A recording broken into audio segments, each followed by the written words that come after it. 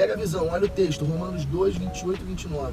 Porque não é judeu o que o é exteriormente, nem é circuncisão a que o é exteriormente na carne, mas é judeu o que o é no interior, e circuncisão a que o é do coração, no espírito, não na letra, cujo louvor não provém de homens, mas de Deus. Mano, nós vemos claramente o apóstolo Paulo combatendo aqui o moralismo religioso de sua época. Nós sabemos que os judeus receberam de Deus uma ordenança de ter um sinal físico como a circuncisão, para que fosse assim diferenciado do restante do povo. E os judeus acreditavam que, sendo herdeiros de Abraão circuncidados, eles tinham em si uma garantia, né, de eleição divina. E por conta disso, eles ignoravam muitos preceitos da Torá, ignoravam muitos preceitos importantes da lei e se garantiam apenas nesse moralismo religioso, que era o sinal externo da circuncisão. Quando Cristo veio, morreu, ressuscitou, estabeleceu seus apóstolos e discípulos, e esses apóstolos se tornaram missionários e levaram a palavra de Cristo a tantos lugares, da Ásia, da Europa, etc., né? E foram plantadas igrejas, inclusive a igreja em Roma, no qual Paulo tem escrito essa carta, né? Nós percebemos que a igreja gentílica, ela passou a ter de se apegar na verdadeira crença da fé, não mais na circuncisão, como os judeus praticavam, não mais em um sinal externo, mas em um sinal interior, que era o sinal da fé em Cristo Jesus.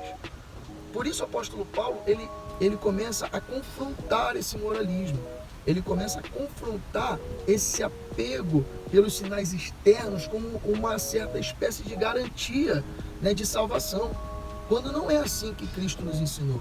Cristo nos ensinou que a salvação vem pela fé em Cristo Jesus, não em um sinal externo, não apenas confiando na circuncisão ou até mesmo nos dias de hoje no batismo, que é um sinal externo. Não, a fé, ela vem do ouvir e ouvir a palavra de Deus, e isso é a graça de Deus que alcança o nosso coração, e pela graça nós transformamos o nosso coração, nossas atitudes, a prática, a atitude prática de fé é transformada, o amor é transformado, a caridade é transformada, mas nós não nos apegamos nisso pela força do nosso braço ou pelas nossas obras, mas sim pela fé.